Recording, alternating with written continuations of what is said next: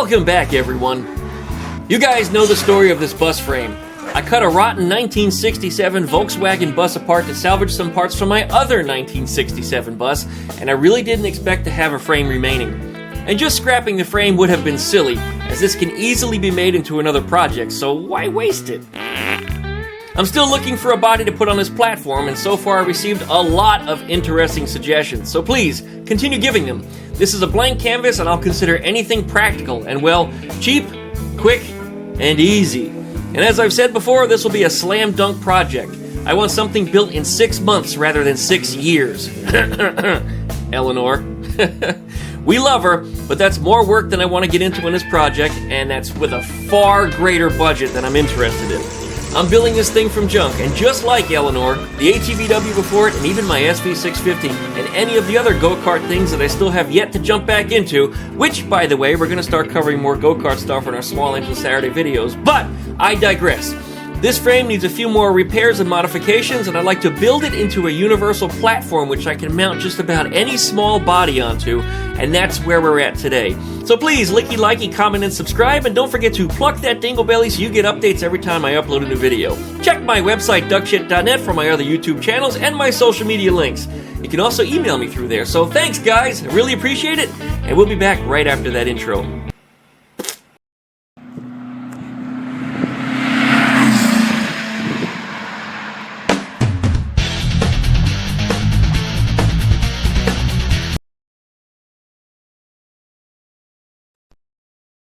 Welcome back, everybody, to another Lord Duckman production. Right here behind us, we have my 1967 Volkswagen bus frame, which I am customizing and modifying to make it work the way I want it to, because I want to build something completely custom out of it. Now, I've been at work on this thing for the last several days, but the weather hasn't exactly been cooperative. Yeah, I gotta deal with this crap. And then no sooner it got done raining, it got cold as hell. And for those of you in more northern territories, I don't want to hear how it's colder where you're at. This is still Florida, and guess what? I don't own any winter gear. When I'm doing work like this, I don't like to be bundled up. I can't move. I can't put my arms out! And that doesn't work for me. So anyways, we're going to get as much done as we can because it's supposed to start raining again sometime later today, and then it's going to drop down into the teens here in Florida for the next several days through our Christmas vacation. I think I'm going to take the weekend off anyway, so it really doesn't matter too much. But let's see how much we can get done on this thing today. But let me show you where we're at and the things that I got to do in between rain squirts the other day when I didn't want to have the camera out because it was kind of yucky. All right, you remember how we laid the Volkswagen Beetle pan up here on the bus chassis, and things align, torsion bars in alignment, frame horns are in alignment, and way up front here the frame head is in alignment with the axle beam up here on the bus.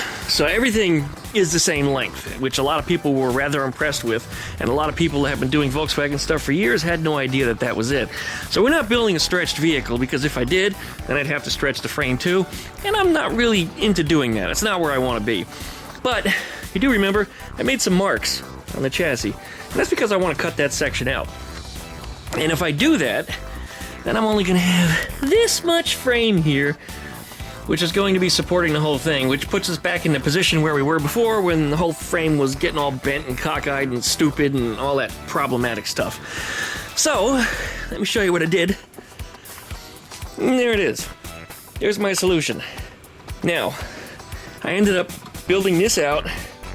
Underneath here, because the angle used to come down along this line that you can see. So I added a whole reinforcement underneath before I cut the top of it out. And the reason why I did that, of course, is because this section in here would be so weak if it didn't have any type of reinforcement at all. Now, it does look like it might be a weak spot, or even, a spot where it could fracture, but I put a lot of metal in that. And the way I'm going to attach this frame to whichever body or beetle pan or, whatever it is I end up using on this, that shouldn't be a problem anyway, because everything's going to be attached securely all the way across, and the body is going to add the rigidity to the frame. So I'm really not too worried about that, although, as I said, I did build it out. And if I want to, I can add another thick piece of L steel on the outside on either side of that, sandwich it all together, weld it in there, and make it even stronger than it is. But I think it's probably adequate as it is right now. So what I need to do is get over to the other side and make that one match. All right, down under here to build that curved section that I used to reinforce it, I actually had another piece of exercise equipment. And this weird curved piece of metal, I was hoping had the right radius that I needed to cut a piece out of it to reinforce on the bottom, and it turned out it did not. So what I had to do was cut a section of it out and pie cut the crap out of it. And this was an experimental portion of it. I actually used less pie cuts on a different portion that were spaced wider apart. And then I got that welded in down there. So what we're going to do is we're going to make that part first. And I think that's important because you need to reinforce this before we take anything out of it, because I don't want everything going all freaking cockeyed again like it was when we first brought that frame home. So we'll make the piece for under here first. We'll clear off a little bit of surface rust. We'll get it welded in. Then we'll saw this out, and then we'll fill that back in, and then we should be good to go.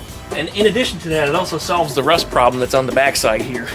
Once I start using the rest of this to sandwich everything together, it fills all that problem too. So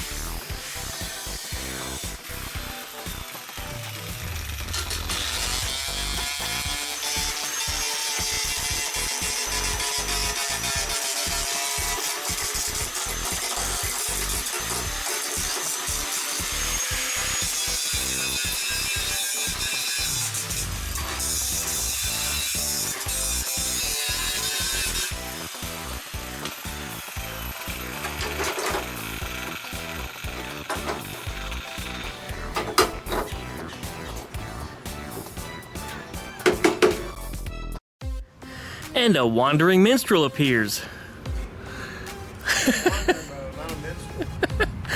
Oh, come on, pull out your little lute and start singing. Well, no, I'm on my minstrel cycle. Oh, that kind of, yeah, all right. I actually have a motorcycle. I heard you coming. I knew right away it was you. Wow, was I screaming that loud? No, it's just that unique sound of the flat four, air-cooled Boxster engine. Oh, I thought that kind of coming. Okay. Yeah. Oh, all right, yeah, well. Have a look at the frame on that side and tell me what you think over there. Okay. Man. Masterful. Yeah, masturbated. Oh.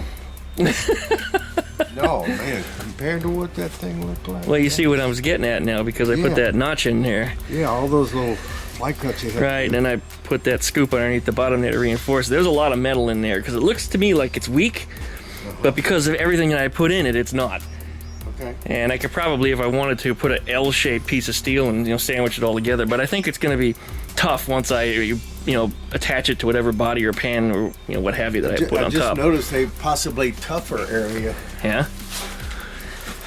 Well, that's on the outside though. Yeah, that's just cosmetic. Okay. Although it is kind of important that fourth bolt be attached, so I will do something with that. Same on that side there. That's a little messed up. Yeah, but that keeps the.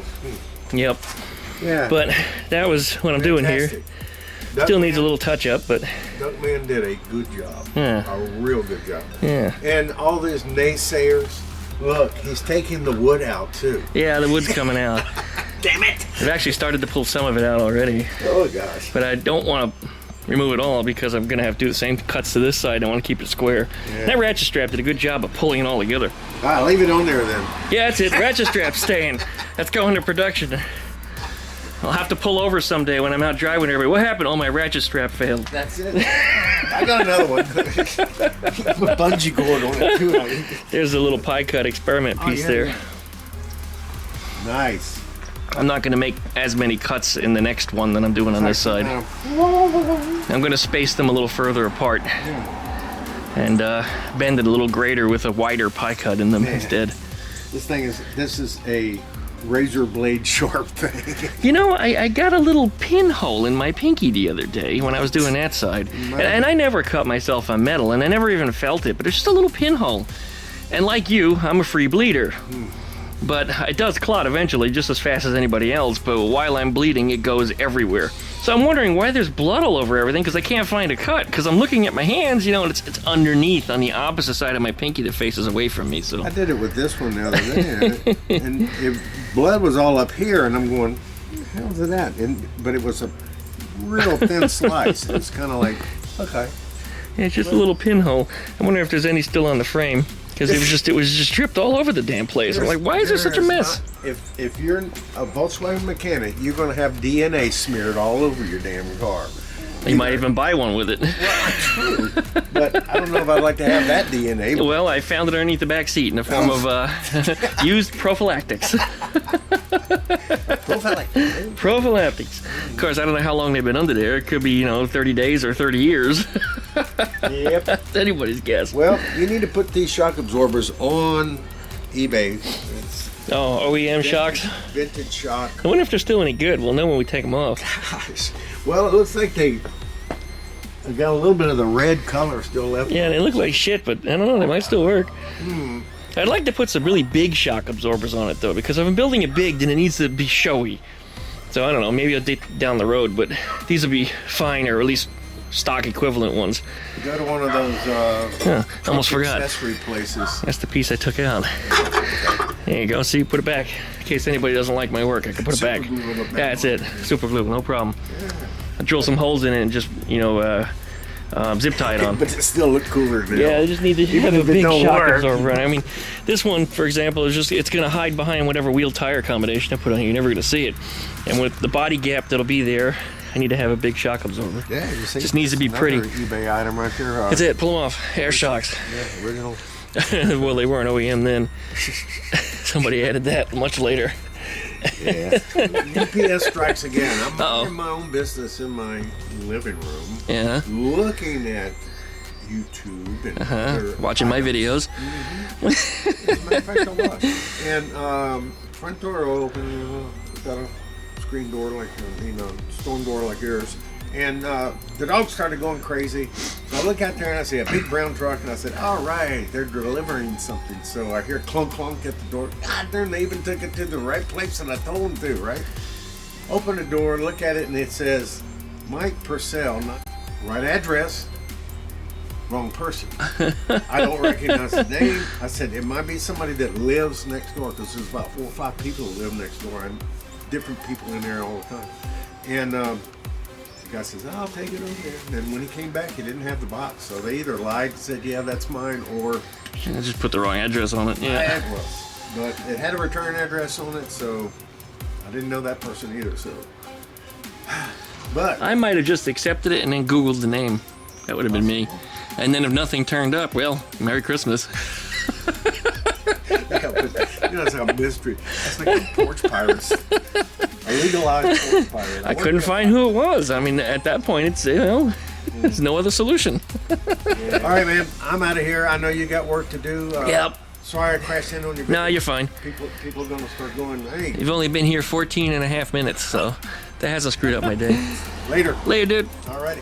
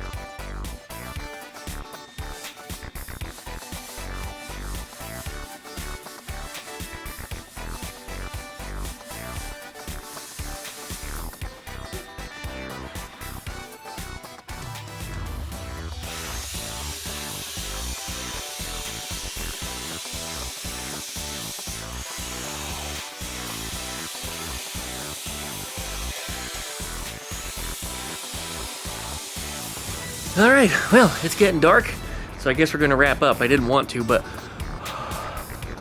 I don't know if you can see it, but my breath is starting to be seen. It's in the mid-40s right now, and the temperature is dropping rapidly. It's supposed to be in the teens tonight. This is Florida. It's not what I signed up for. And I know it's colder where you're at. Somebody's always sure to say that, so I always have to put the disclaimer out there. But again, this is Florida, and I don't really own any winter clothing anymore. Anyway, what that's going to mean is that it's going to be so damn cold through the weekend that I'm probably not going to be working on this thing, so hopefully I get some videos up next week, but it just coincidentally happens to be the Christmas holiday, so I probably won't be doing a whole lot of this kind of work anyway. So Merry Christmas, you guys. For those of you that celebrate, if you don't, well, still Merry Christmas anyway, because the day still happens. So thanks, you guys, for watching. Don't forget to likey, comment, and subscribe. Don't forget to plug that dingle bell so you get updates every time I upload a video. Check out duckshit.net for all my different social media links, and we'll be back hopefully next Wednesday with another update on this thing. Thanks for watching.